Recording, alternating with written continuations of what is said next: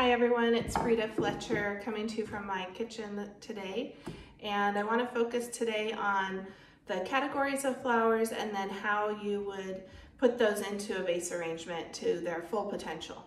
And so I have this tall linear vase today, and I have a variety of flowers that I will talk to you about, and then we'll start putting the arrangement together. So to start, we're always, well, when I say always, these are principles of design and rules that govern the artistic side of floral design. But of course, once you know rules, then you can break rules. That's what we tell our students. So first we work to make sure that all of our students understand the principles, but then as they become their own artists, they can decide if they want to stick with those. They're generally pleasing to the eye in all art forms, or they can decide they want to try something completely different.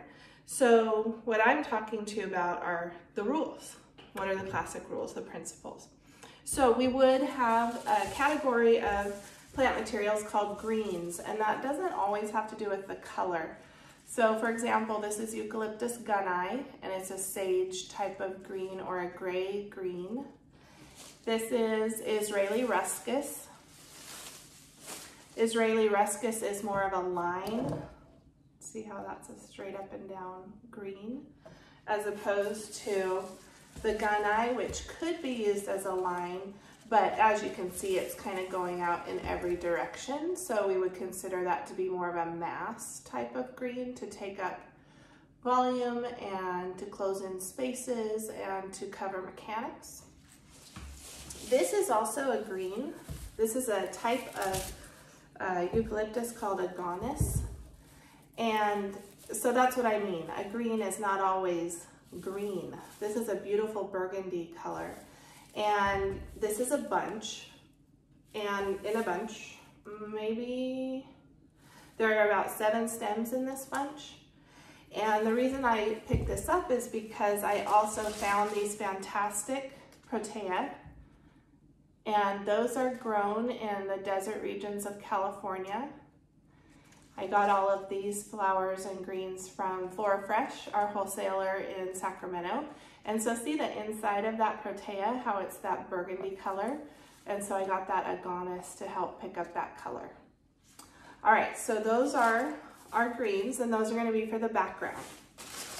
And then we might want a line type of flower. This is larkspur. It also comes in white, and it won't even fit in our screen. It's so tall, which is what we needed for this very tall vase that we're going to use. But the larkspur is a line, right? You can clearly make a line with that when you need one in your design. And then the other line that I got today is Snapdragon, which a lot of people will be familiar with. Also very tall today. These are beautiful. And that can create that line for us. So we have greens, which is a background. We have line flowers. And then we will have something called a form flower. So that's where this protea fits in. A form flower is going to have a very distinctive shape or form. It is usually the star of the show. It's used for a focal point. They're usually more expensive, and so you want to make sure that those are typically front and center. So there's one example. Another classic example, these are very fresh sunflowers. And so if you're not used to going and buying flowers at a wholesaler or at a flower market like the San Francisco Flower Market, you'll find out that things are very closed. They're very tight. And that's because they're fresh. They came recently off the plant.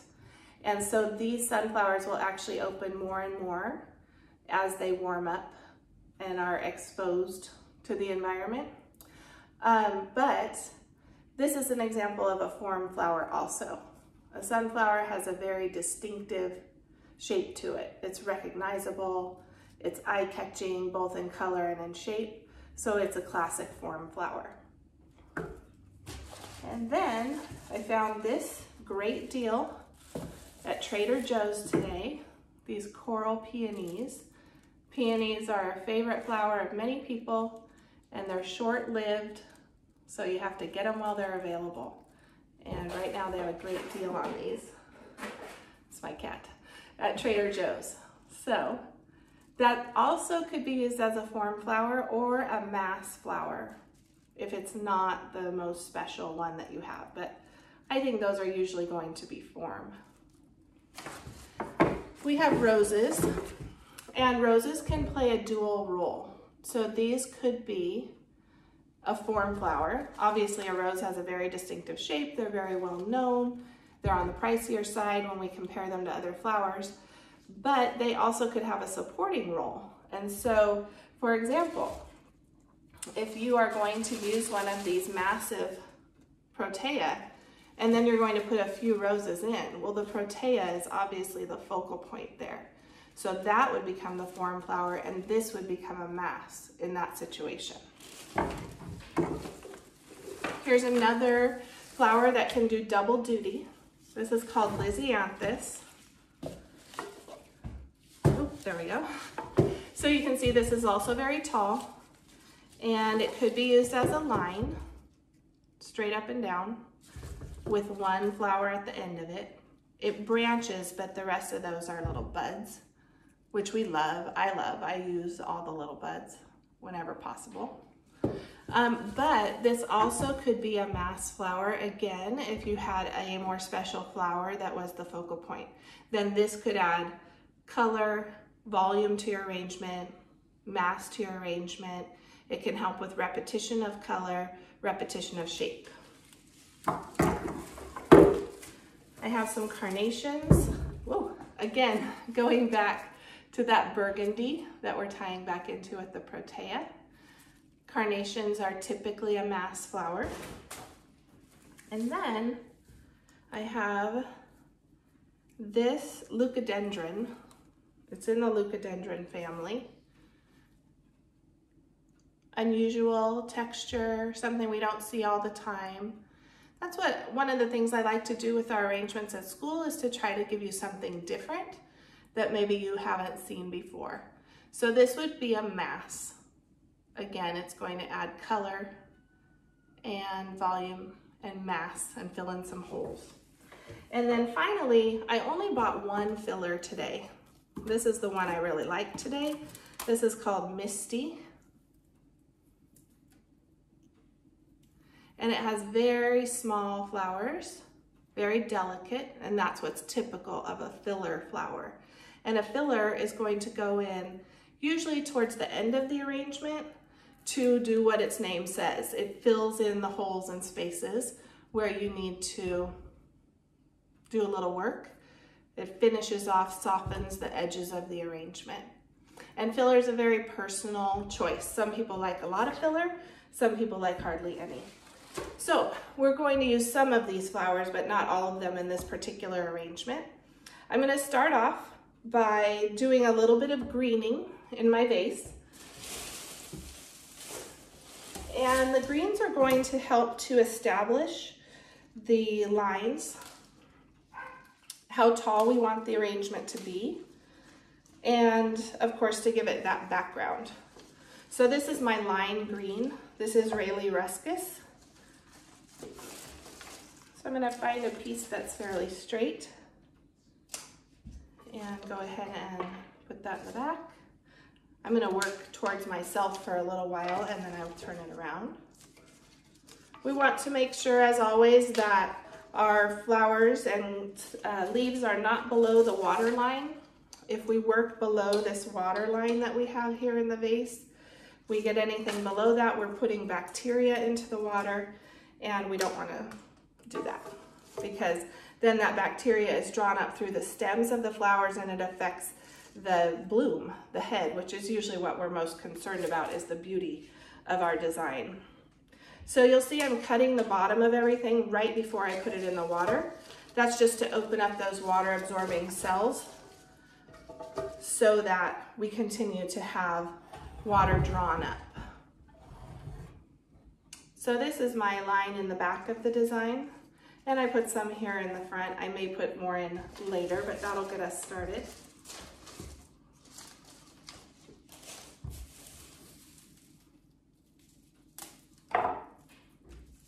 We have kind of a gray day happening here in California in May, beginning of May. And we are still social distancing, so we're not in school right now. So I'm hoping that my students will take a look at this video and maybe be inspired to keep designing as our year goes on at home. All right, so I'm going to put some of this Agonis in the back, again accentuating this line here. And I'm going to put some in the front to balance out the front. So the Agonis branches a lot. See how this branches? So what I'm doing is I pull off the bottom branches that would be in the water. I'm not throwing those away because I can certainly put those in a shorter design, but I don't want those pieces to be under the water. So I go ahead and take off those shorter pieces. It's a great material because you can get so much out of one bunch. And it's that contrast. Right? It gives us that dark color that will help to bring out some of our brighter colors later. So I have somewhat of a triangle going on here. I have a line here in the back. I'm repeating those materials here in front. And now I'm going to go ahead and create a line with my flowers as well. So in this particular arrangement, we're going to use the protea. And so we're kind of going for this pinkish purple type of combination. So I'm actually going to put the larkspur and some of the snapdragons here in the back for my line.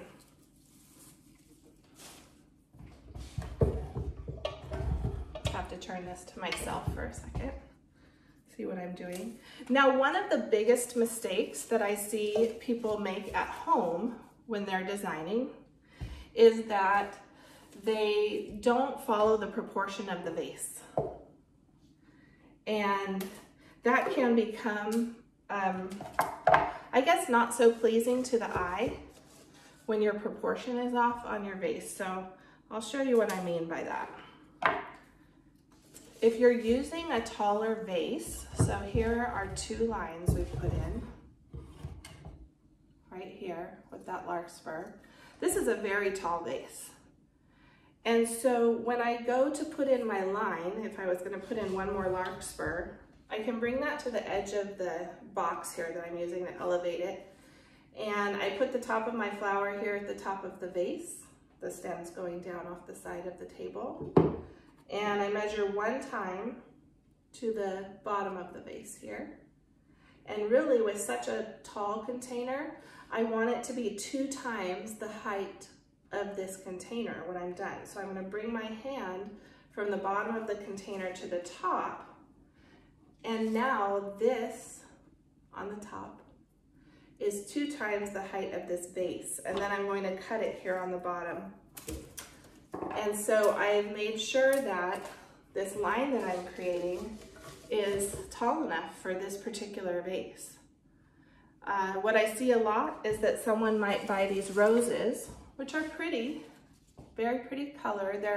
They're like a fuchsia pink, if that's difficult to see. But see where that rose goes on the vase? See how short that is?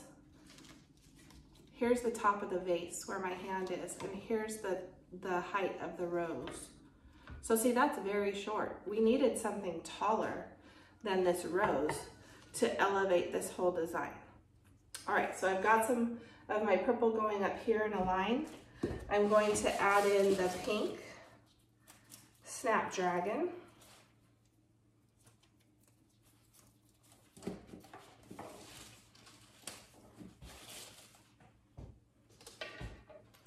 And again, I'm not going to take much off the bottom of that.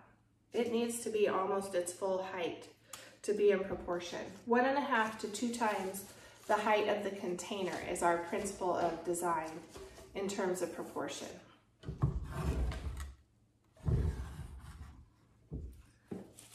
And I like this saying that if you put 1 of something, it looks like you did it on accident, and if you put 2, it looks like you did it on purpose. And I am making this very strong line on purpose. And so I'm going to go ahead and put in 2 of those Snapdragons. They're a very bright, beautiful pink. So I don't need to do a lot more, but I have 2 there. And so that just strengthens that line going up. So if you just look at this design right now, what's going on is it is top heavy, right? We have all this weight and color here now on the top, and I need to do something here to balance it on the opposite end. So what should I put there? Well, we need a focal point. We need something heavy to go on the bottom. So I'm going to put one of these protea here on the bottom. Now you can see how these come with lots of leaves, and depending on what you're doing with your design, you could leave all those leaves on, but I'm going to take them off today. A lot of them would be below my water level, and I want to see that really beautiful pink of the flower head. There are also all of these protective leaves around the top, which again, you can leave on if you want a more natural look. I'm going to take those off today. So this plant material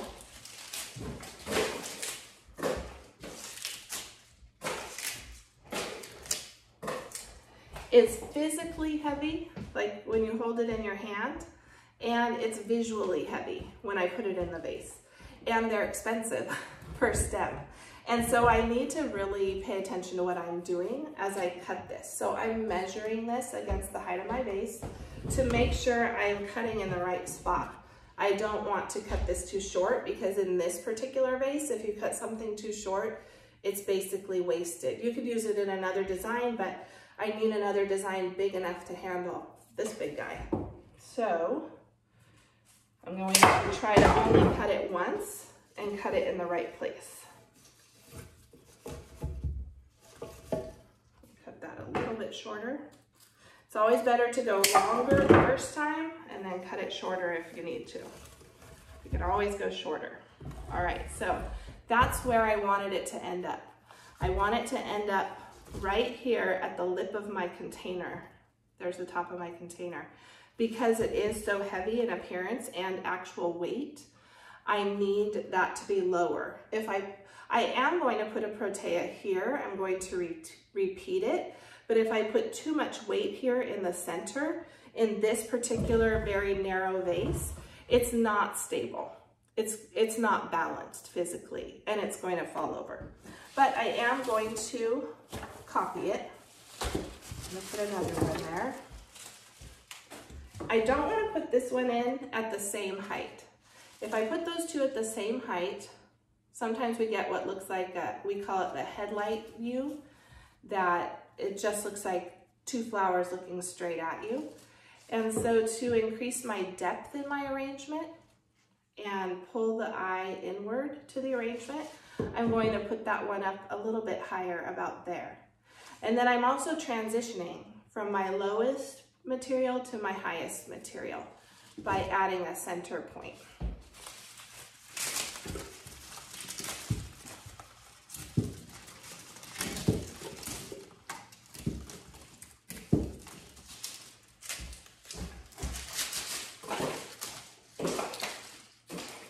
When we have classes at school with guests, not my own students, but when we have classes at school with community members, sometimes they're just appalled because we throw things on the floor and then we sweep everything up at the end. But it really is one of the most efficient ways to work, because if my mind is on cleaning the whole time, my mind is not free to think about this design that I'm trying to make. It's like I'm using 2 different parts of my brain. So we get a little messy, a little bit of messy artists going on here. Now that drives some florists crazy. It's really, when my students go out to actually work in the community, some of them will say, oh, my florist does not like that. They don't like things on the floor. So you adjust, right? When you work with someone new, you adjust. So of course you can be clean, but that I'm explaining to you why I'm dropping things on the floor. So this is where I want this protea to be, in its own space, separated from the other one, but it is not stable right now. And that's one of the things about making a vase arrangement, is that things are not going to stay exactly where you want them until you've created some kind of structure down here, or a grid on the tops, or curly willow or something in the bottom to hold everything in place, some kind of armature, or you need to keep working and adding so that eventually that will be supported by other flowers and it'll stay exactly where we want it to be. So at this point, everything is still kind of balanced here towards this direction. So this is where my mass flowers come in. And I'm going to go ahead and put some mass flowers in here to both stabilize everything and to get some continuity between this side and this side. So for example, I only have this lavender larkspur on this side of the arrangement. And so we are missing our repetition of color there. So I'm going to go ahead and put a little on the opposite side.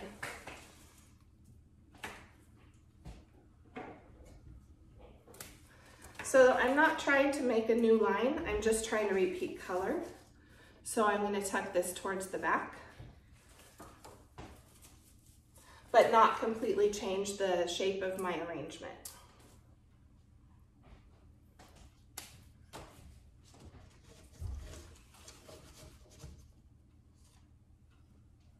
Okay, and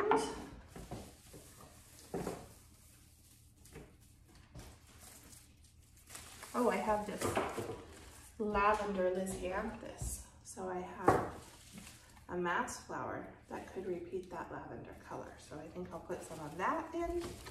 I'm going to put in a few of these dark carnations, again to tie in with that protea center and the agonis that we have going on, and hopefully start to pull all of that together. And then for textural interest, I'm going to put in this leucadendron. With something like that, see how it has leaves all the way down? So you're just going to strip that so that even those little leaves under the water are not positive. I have to turn this towards myself for a little bit.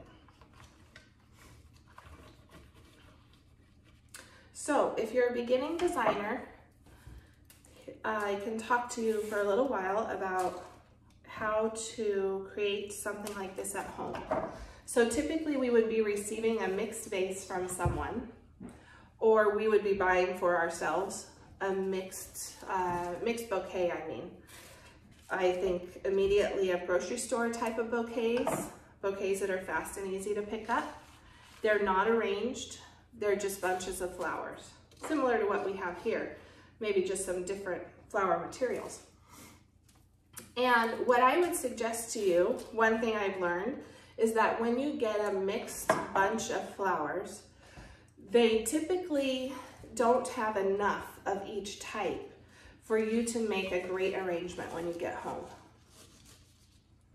I've just put in some of this leucadendron in several places here. And so one of my pieces of advice is to buy two. If you're going to buy a mixed bunch of flowers, buy two of them. Because in a typical bunch, you'll get like one sunflower or one gerbera daisy or one nice big attention-getting flower. And in your design, you might really want two. Well, then you're stuck. The other thing that happens is with the greens, you might only get one stem of Israeli Ruscus, which was this one. Well, what are you gonna do with one stem? Or one stem of a different kind of green. And it's just not enough to make the design that you probably want. So if you buy two bunches, if you can afford to do that, as a person who's going home to design it, that's probably going to satisfy you a lot more. You'll be happier with what you have to work with.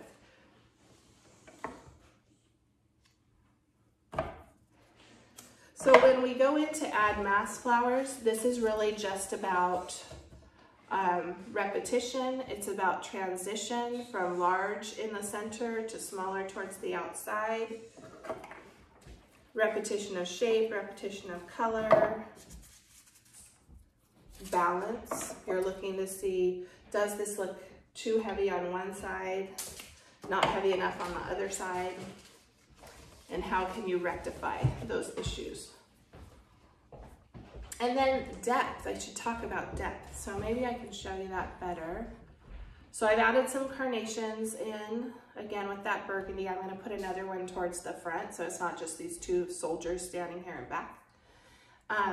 But we should talk depth.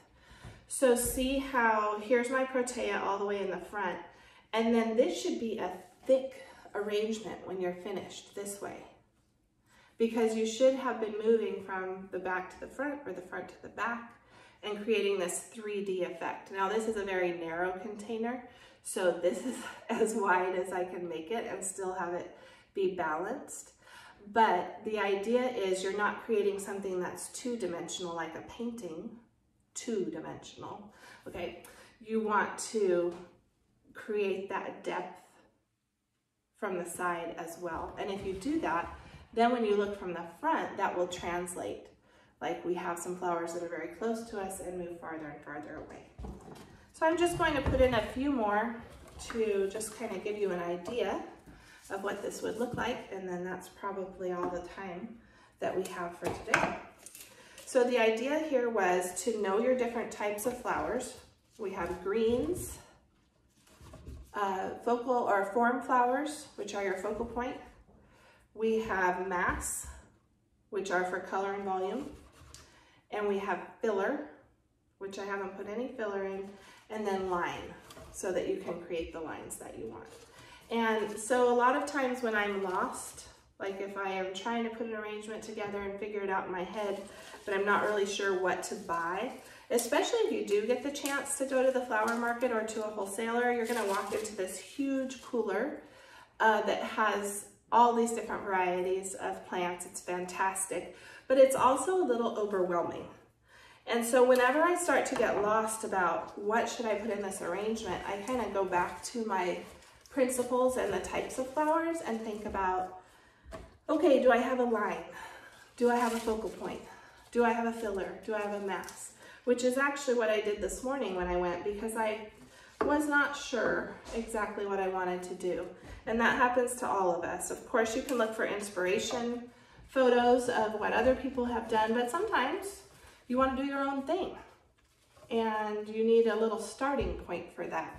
And so you can always go back to this concept of the types of flowers. Do I have all the types I need? And if I have all of those types, then I probably have what I need to make something fantastic. I'm not missing, I'm not gonna look around and not have a line. I'm not gonna look around and not have a focal point. I'll have something wonderful to work with to be able to accomplish really almost any kind of design if you have all of those different pieces. All right, so I need to fight with my flowers a little. This Lysianthus doesn't want to go where I want. But I always tell my students, you're the human being. You're in charge of the plants, so you have to make it work. So I am not quite finished, just because I will adjust. But this is basically what we ended up with here. Let's see if I can get you a good shot of that. So we ended up with a diagonal line made out of our line materials here. We have our focal points that should be drawing you in. And then we have added some mass flowers that hopefully are repeating the lines, the shapes, the colors. And we've worked from front to back or back to front in creating some depth. This is balanced. It's a tall, tippy container just because of its height and its narrowness, but it's not like it's going to fall once you have it placed. It has an equal amount of weight, even though it's not symmetrical. Things don't always have to be symmetrical. It has an equal amount of visual and physical weight on this side as it does on this side. At least that's our goal. And so if you employ those principles, then just like I said with using all the different types of flowers, you also will probably make something pleasing to the eye if you just think about placement and where each item should go. All right, thank you for joining me, and I will post final pictures of our design here on our Instagram and Facebook pages, and I hope you have a great day. Thank you.